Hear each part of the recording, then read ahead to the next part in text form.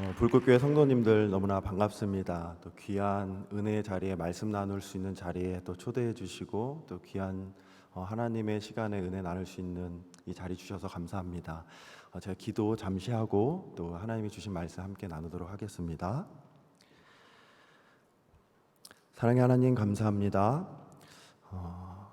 복된 하루 우리 가운데 함께 해주시고 이 자리 가운데 하나님의 은혜를 사모하며 하나님의 뜻을 간구하며 하나님을 예배하고자 하는 귀한 하나님의 자녀분들을 또 함께 모여 예배하고 하나님이 주신 말씀을 나눌 수 있는 은혜의 시간을 주심에 감사합니다. 성령 하나님, 이 시간 가운데 우리와 함께 하심을 믿습니다.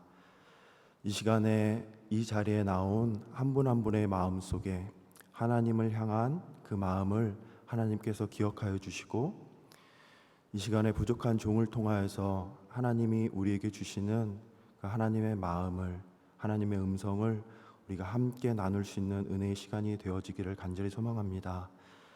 이 시간 하나님께서 분명히 우리에게 이 자리에 하나님의 말씀을 사모하며 나온 귀한 한 분 한 분의 마음 가운데, 영혼 가운데, 심령 가운데 하나님이 주시고자 하시는 분명한 그 음성을 우리 모두가 성령님 안에서, 말씀 안에서 나눌 수 있는 시간이 될 수 있도록 성령님 전하는 저와 또 이곳에 계신 모든 분들께 임재하여 주시고 내재하여 주사 말씀하여 주시고 위로하여 주시고 함께하여 주시옵소서.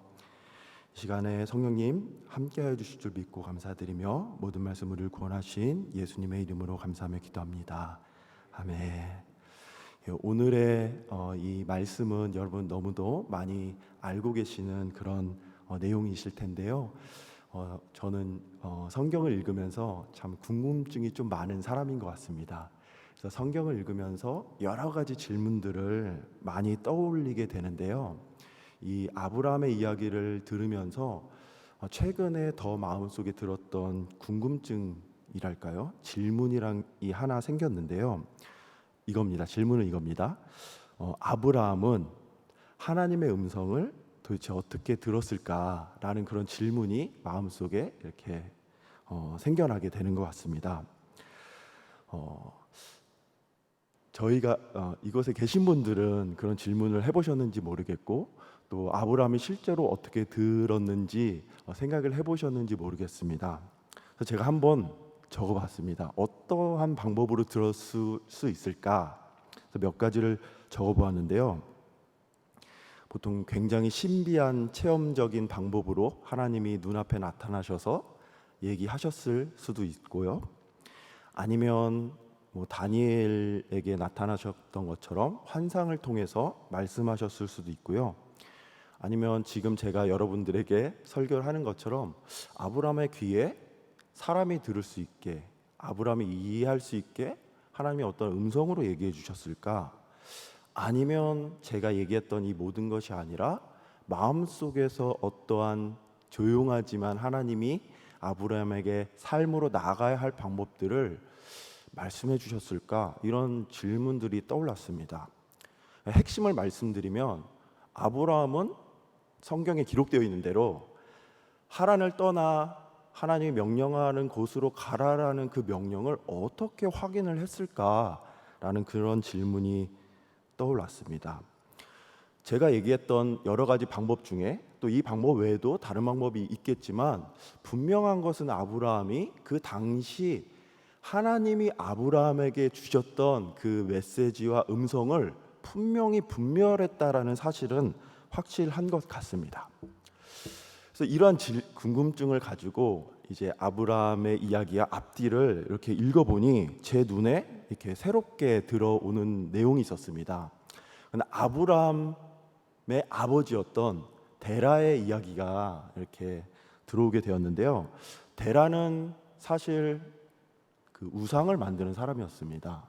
그러니까 하나님을 믿지 않고 이렇게 실제로 이렇게 조각을 해서 우상을 만드는 사람이었는데 데라 이야기를 보면요, 원래 데라가 살았던 우르를 떠나서 가나안 땅으로 가려고 했던 그 기록이 있습니다. 근데 그 우르를 떠나서 실제로 가나안 땅으로 가지 않고 그 중간인 하란에서 멈춰서 그곳에서 살게 되었던 것이 성경에 기록되어 있습니다. 그래서 그 데라가 70세 때에 아브라함을 낳았고 205세 때에 하란에서 죽었다고 기록이 되어 있습니다. 그런데 그 내용을 보게 되면 아브라함이 아버지를 따라서 고향을 떠나서 가나안으로 가는 그 중간에 하란에 머물다가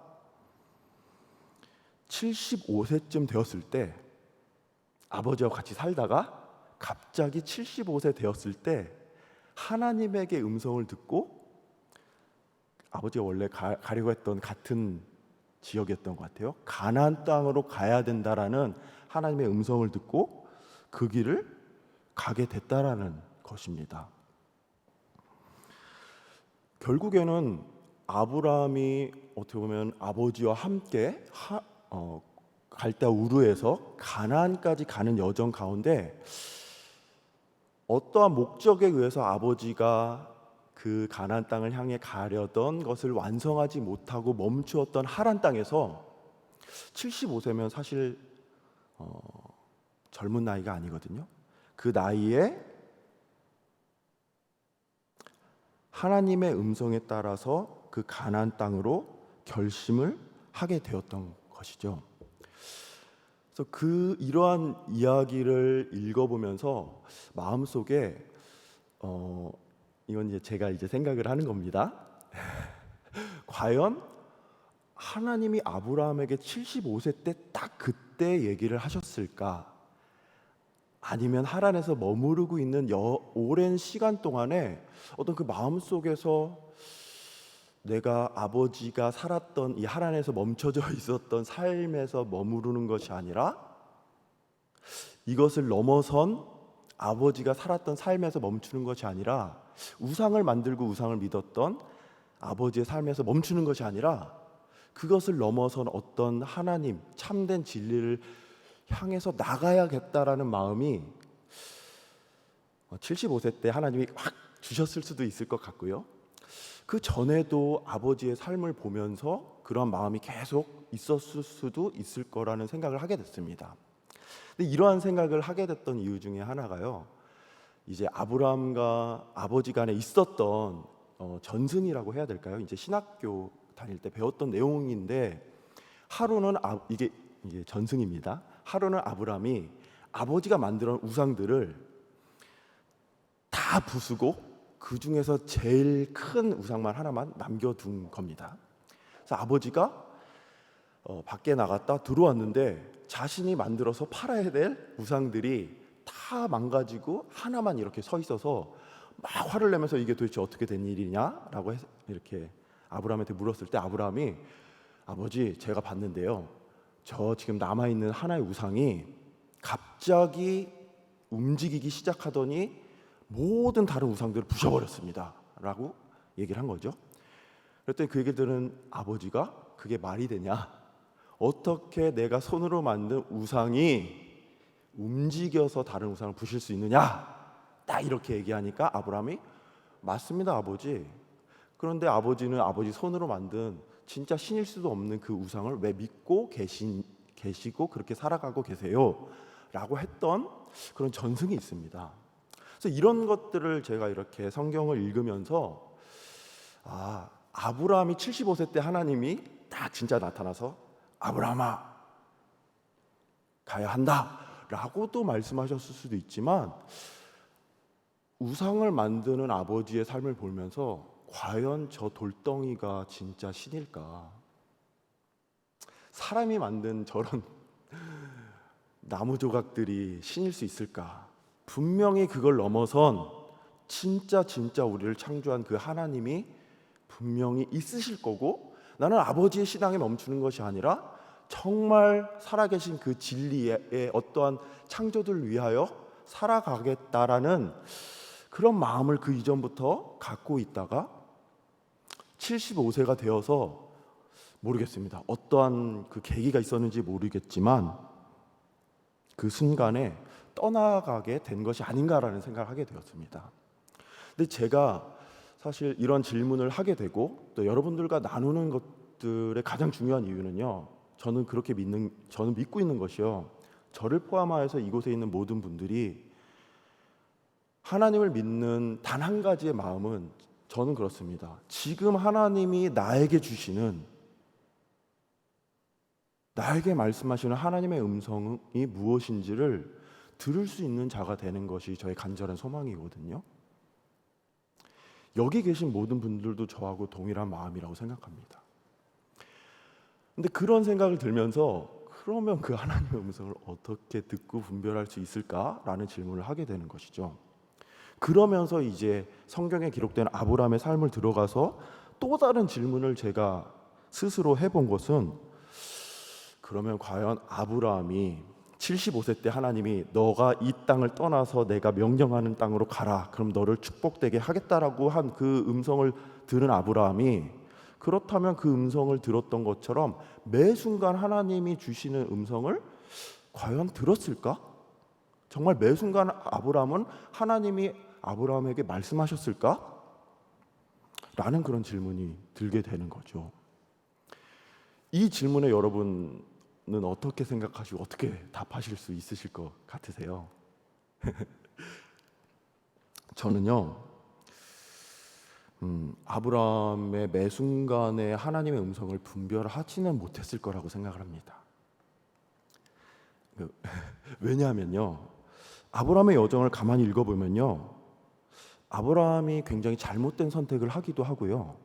예를 들어서 하나님 명령하신 가나안 땅에 가서 살다가 가뭄이 지게 됐었을 때 그곳을 떠나서 이집트로 가게 되죠.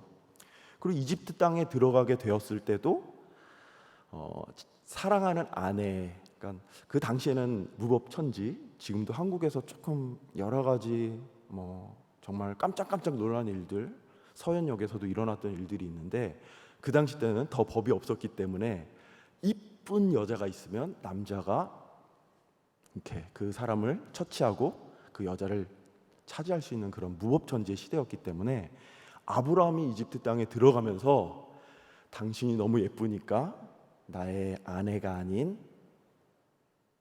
여동생이라고 하자라고 했던 이런 여러 가지 일들을 읽으면서 제 마음속에는 매 순간 하나님이 아브라함에게 얘기하시는 것을 아브라함이 둘 중에 하나일 겁니다. 정말 하나님이 하시는 그 인도하심에 대한 집중을 하지 않았거나, 아니면 정말 그 하나님의 주시는 것을 집중하려고 했지만 듣지를 못했거나 인데요.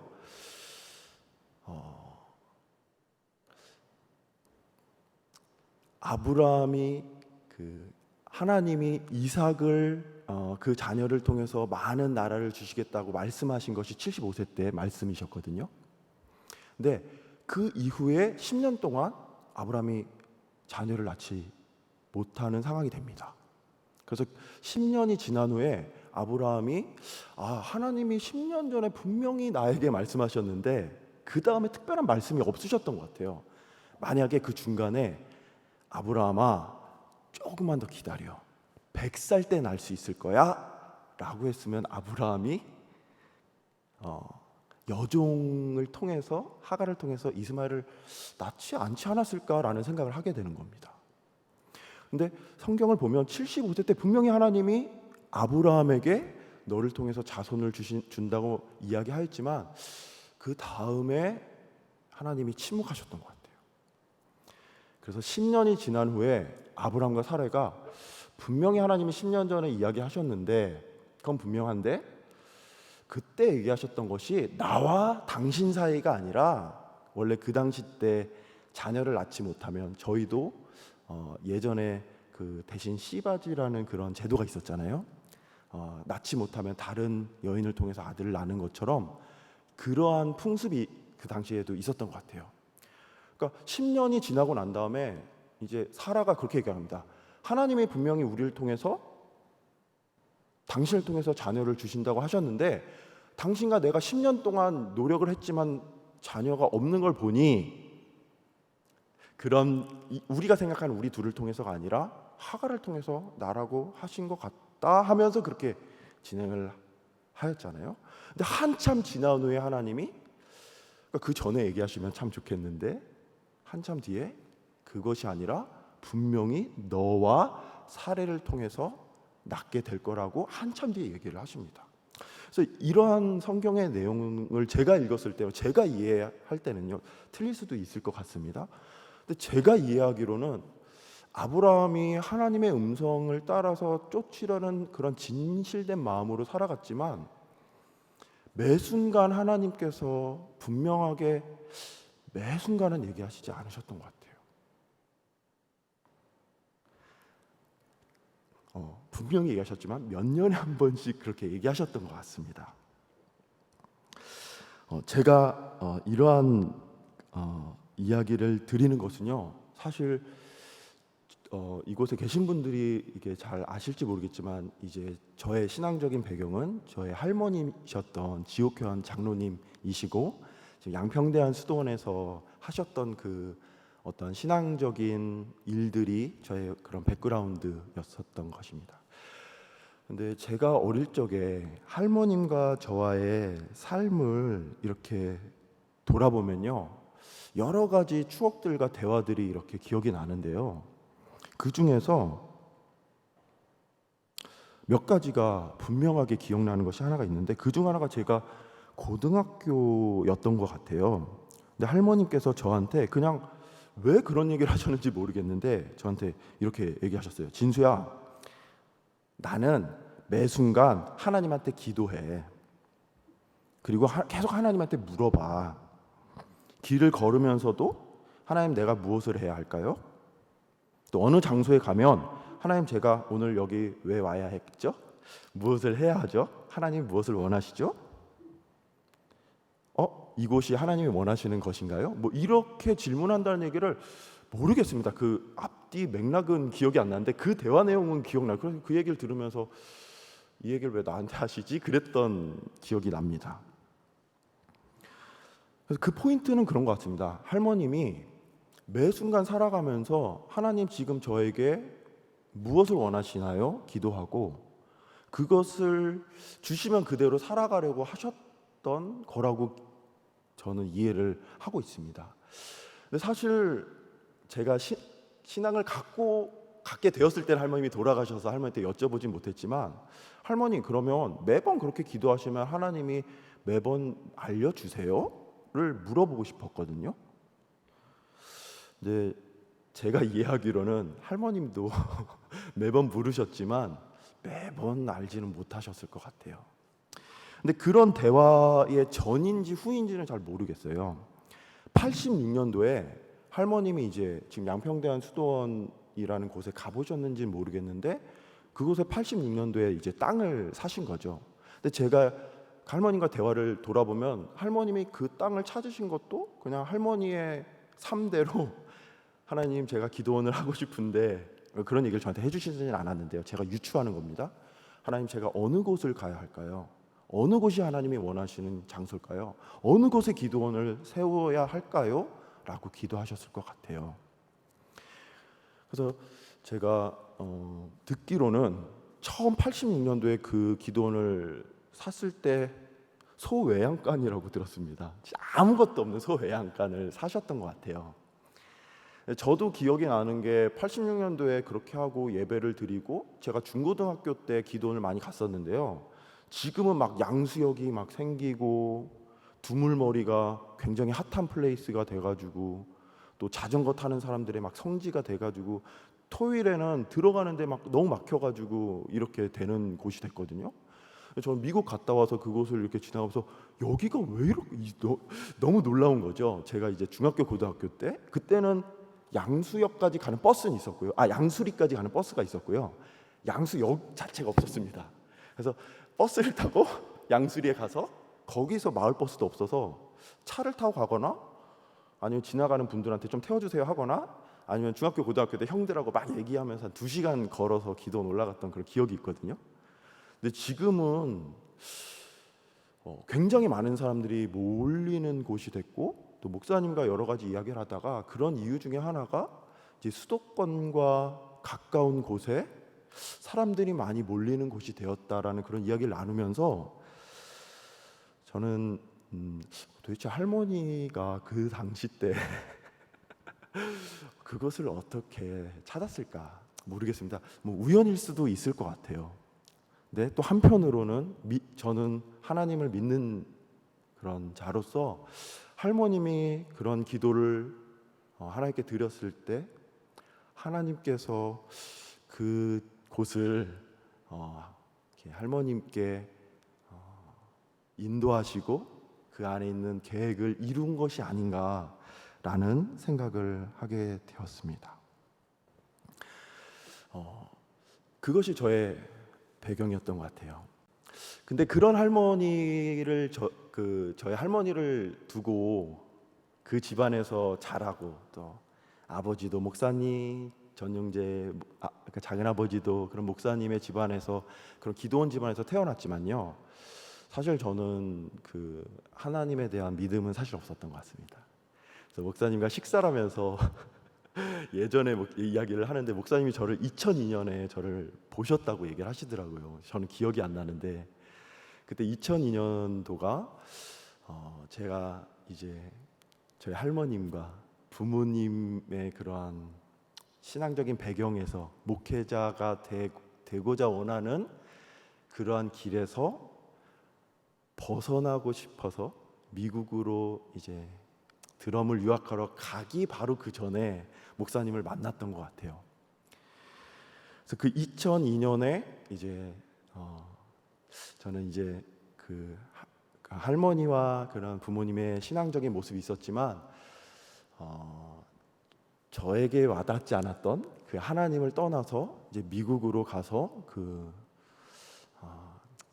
마음속으로는 어떤 드러머가 되고자 하는 마음으로 그 비행기를 탔습니다. 그런데 지금도 그 비행기를 타고 미국을 가던 그 비행기 안에서의 시간들이 너무나 생생하게 기억이 나는데요. 그 비행기 안에서 마음속에 그래도 나는 언젠간 한국으로 돌아가야 해.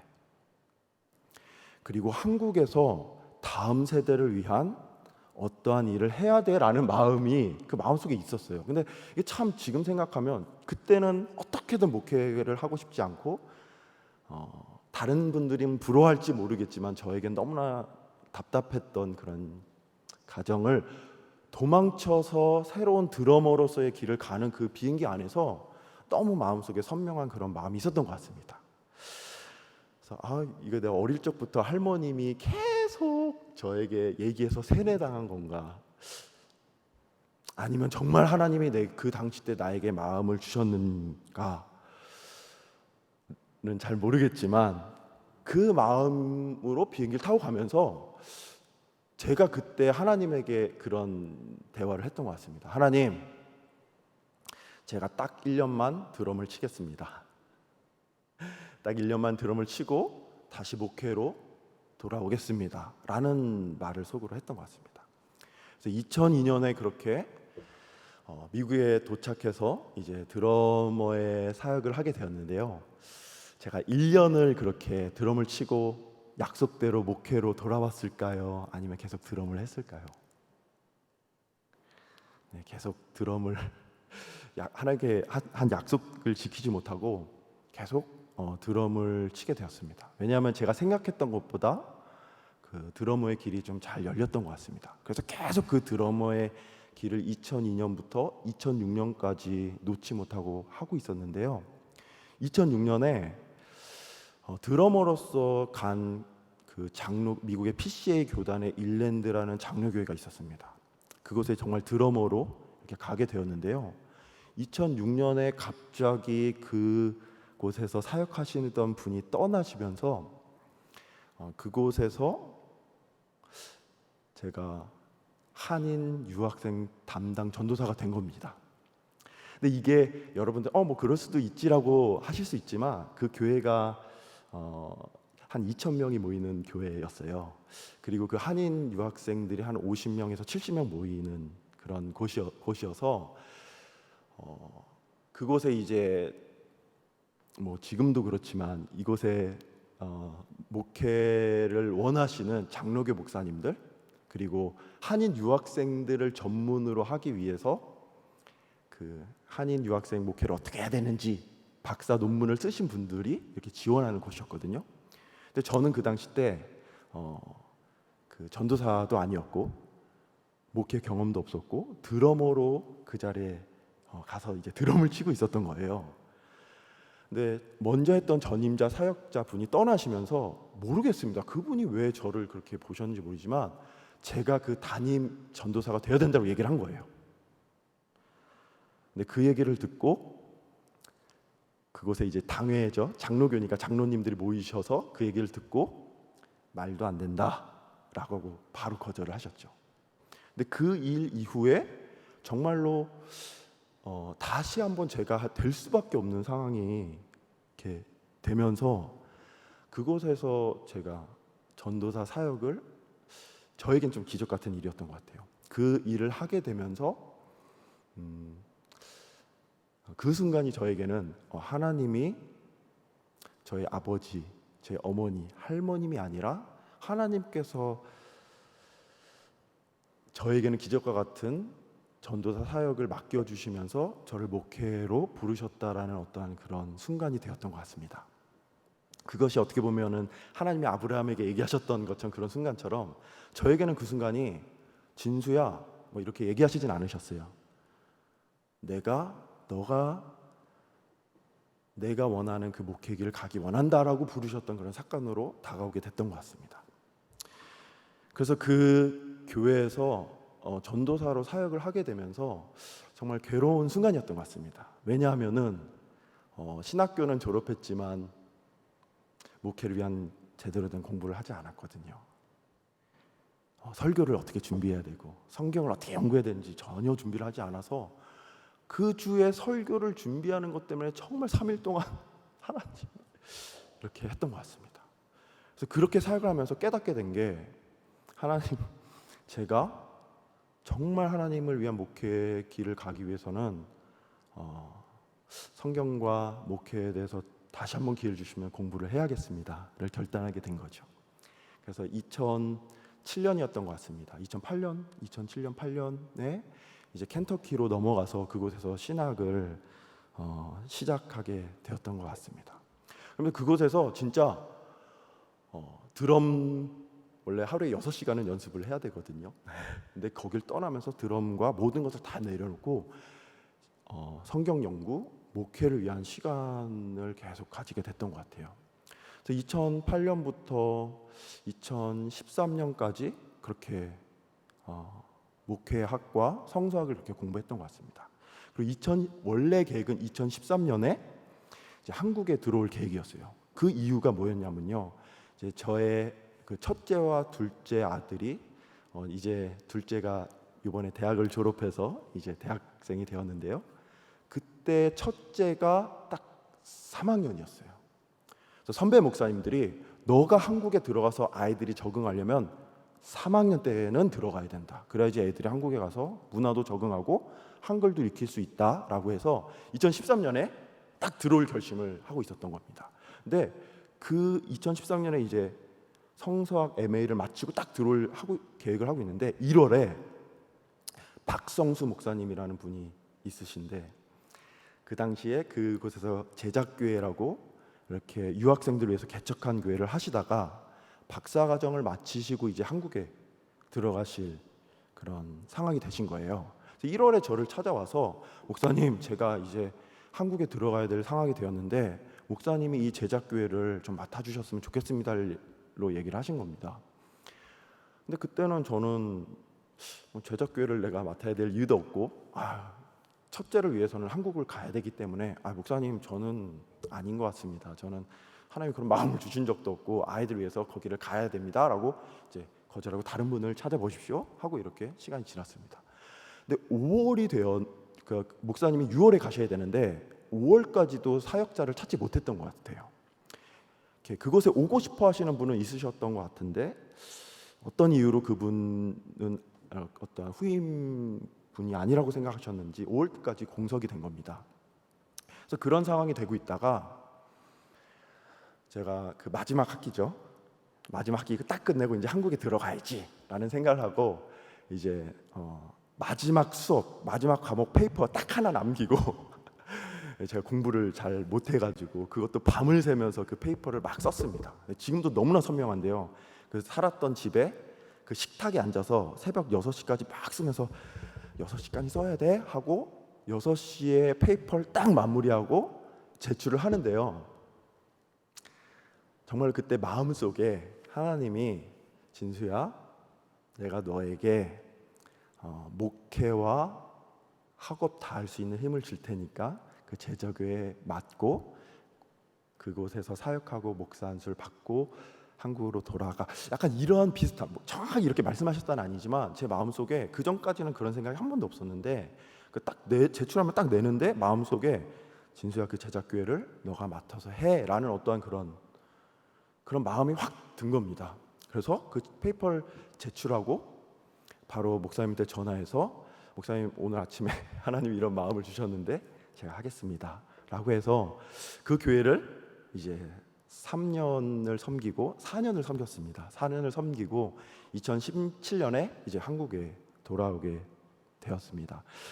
근데 그 2017년에요, 한국에 돌아오면서 그때 제가 42살이었습니다. 42살이었는데요. 보통 돌아올 때 한국에 들어가서 사역할 목회지나 사실 이거를 좀 정해 놓고 돌아가잖아요. 근데 저는 이게 어떻게 보면은 한편으로는 정말 무책임한 건지 아무 생각이 없는 것인지 아니면 정말 믿음이 좋은 건지 모르겠지만 그때 정말 그런 마음이 있었던 것 같아요. 내가 한국으로 돌아가는 것은 하나님이 나를 불러서 돌아가는 거기 때문에 한국에 들어가면 하나님이 내가 사역할 곳을 열어주실 거라는 진짜 그 생각을 가지고 들어온 거예요. 그래서 이런 얘기를 주변에 하면 아무도 안 믿었습니다.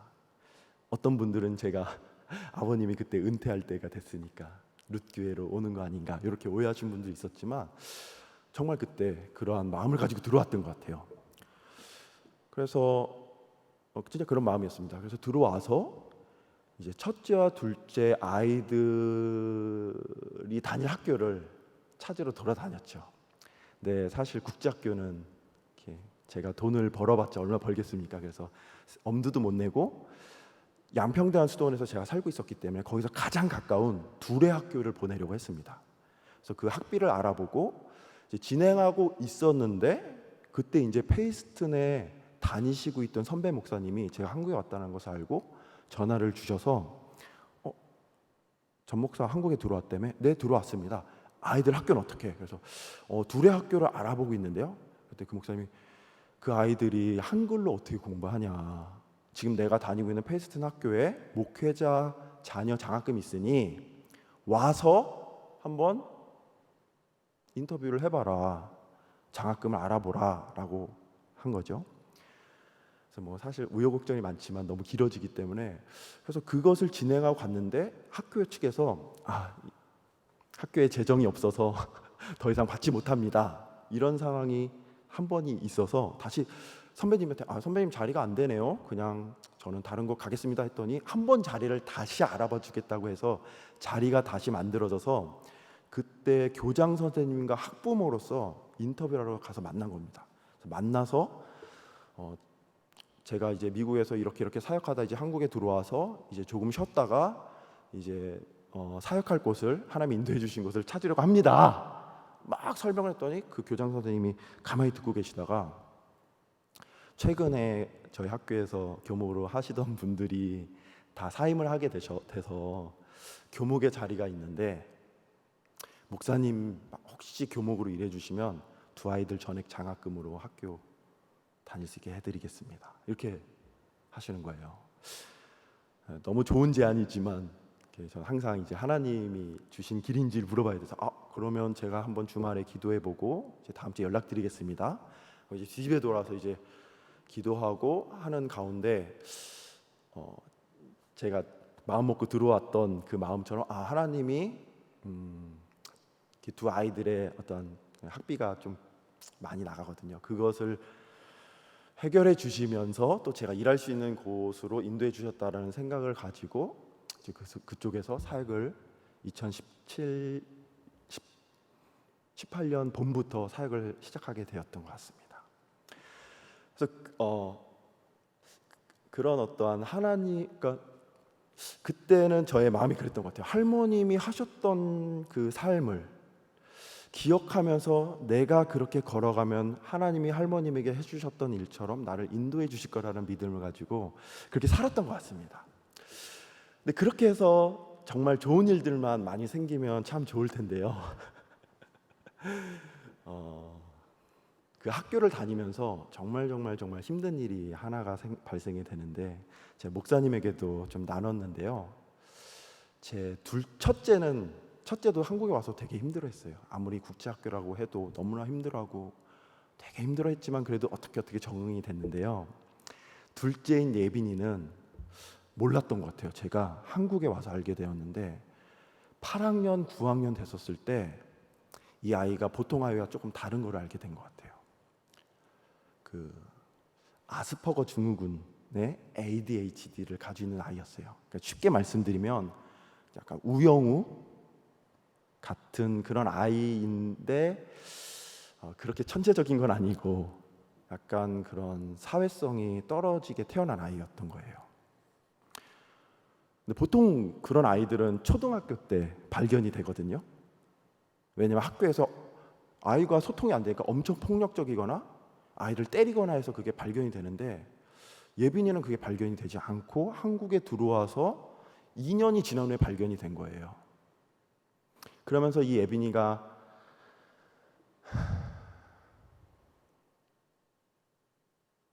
학교 생활을 하는 거에 어려움이 생기게 되는 겁니다. 기본적인 생활이 안 돼요. 숙제를 보통 아이들은 끝낼 수 있는데 얘는 그걸 끝낼 수가 없는 겁니다. ADHD, 아스퍼거 성향상 끝낼 수가 없는 거예요. 새벽 3시까지 5시까지 숙제한다고 붙잡고 있고 잘하고 저하고 새벽 3시 5시에 자야 돼. 그래야지 학교가. 숙제 못하면 학교 무슨 의미가 있어. 결국 5시에 잠들어서 7시에 일어나는 패턴을 하다가 그게 한 1년이 반복되니까 애가 못 일어나더라고요. 그러니까 학교 한 3분의 1 결석하고 계속 반복되면서 하나님 이게 뭔가요? 하나님의 말씀에 순종하여 들어왔는데 제가 고통당하는 거는 괜찮습니다. 근데 이 아이들이 고통당하는 것은 정말 차라리 제가 죽는 게 낫겠습니다라는 그런 심정까지 가더라고요. 그러면서 솔직한 마음입니다. 솔직한 마음이 내가 예빈이가 이런 줄 알았으면 한국에 들어오기 전에 그걸 알았으면 한국엔 들어오지 않았을지도 모르겠다 라는 마음이 드는 겁니다. 한 2년, 3년을 정말 힘들게 보냈던 것 같아요. 그러면서 때로는 막 하나님한테 막 분노의 기도를 막 하기도 했습니다. 차를 몰고 가면서 너무 화가 나니까 소리를 지르기도 하고 예빈이가 자해를 하기도 하고 막 이러니까요. 저하고도 말이 안 통하니까 막 집을 나가고 막 이러니까요. 그렇다고 아이를 데리고 제가 다시 미국을 갈 수 있는 상황도 아니고 한국에서는 얘가 다닐 수 있는 학교는 사실 없고 그래서 예빈이한테 그럼 예빈아 너 혼자 미국 가서 고등학교는 다닐래? 근데 그것도 못하겠다고 하는 그런 상황이 굉장히 오래 이루어졌던 것 같습니다. 그런 여러 가지 상황들을 지내면서 제가 전달하고 싶은 메시지는 하나인 것 같습니다. 때로는 하나님이 저에게 분명히 말씀하시는 순간도 있었지만요. 정말 힘든 순간에 오히려 너무나 하나님의 음성이 필요한 순간에 침묵하시고 말씀을 하지 않은 그런 시간들도 너무나 많았던 것 같습니다. 그래서 내가 뭘 잘못했나? 내가 하나님을 잘못 믿고 있나? 내가 뭔가 잘못해서 예전에는 다 길이 잘 열렸는데 예빈이 이렇게 힘든 게 내가 뭘 잘못해서인가? 라는 그런 순간들이 굉장히 많았던 것 같아요. 그러면서 아브라함의 이야기, 할머님의 삶을 이렇게 돌아보면서 아브라함도 그렇게 다르진 않았을 것 같다. 하나님이 아브라함에게 모든 순간순간 다 말씀하시고, 물론 축복을 주겠다고 말씀하셨지만 모든 순간이 다 이렇게 순탄하지는 않고 괴롭고 힘들고 어려운 시간들이 있었을 거라는 그런 생각을 하게 되었습니다. 참 아직도 사실 저는 목회자로서 너무나 부끄러운 부분도 많이 있고, 사실 이곳에 저보다 더 진실된 마음으로 신앙생활을 더 진지하게 오래 하신 신앙의 선배님들도 많이 계신데,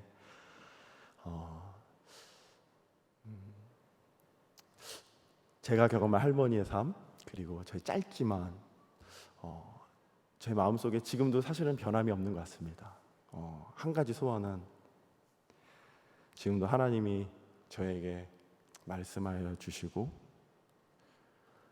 때로는 말씀하여 주시지 않아도 하나님이 나를 위해 원하시는 그 삶 가운데 제가 걸어가고 있기를 바라는 그 한 가지 마음인 것 같습니다.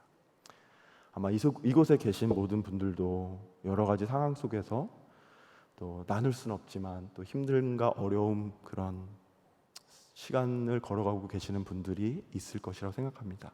그 가운데 분명한 것은 저희가 하나님을 향한 그 순전한 마음을 놓지 않는다면 하나님이 분명히 아브라함 같이 우리의 삶 가운데 동행하여 주시고 인도하여 주실 줄 믿습니다. 이 시간에 부족하지만 그런 삶을 또 함께 살아가고 나눌 수 있고, 또 2018년부터 교목을 하는 동안 정말 소속 목회자로 이곳에 있을 수 있도록 불러주시고, 또 귀한 곳에서 아마 이번이 마지막일 것 같습니다. 소속이 이제 없어지기 때문에. 그래서 그렇게 함께 해주신 여러분 너무나 감사드리고요. 또 이제 저는 하나님께서 오랫동안 할머니를 통해서 이루셨던 그 일들, 그 시작을 이제 다음 세대를 위해서 이루도록 저를 정말 오랫동안 연단하시고 참 기다려 주셔서 이제 이번 9월 14일에 그 곳에서 생명나무 숲의 교회 이름으로 그 사역을 시작하게 되었습니다. 여러분 생각나실 때 기도해 주시고, 저도 목사님과 불꽃교회, 그리고 때로는 또 떨기나무 수양회 이런 것들 통해서 함께 또 만나서 기쁘게 교제할 날을 기대하겠습니다. 제가 기도하고 또 오늘 말씀 마무리 짓도록 하겠습니다.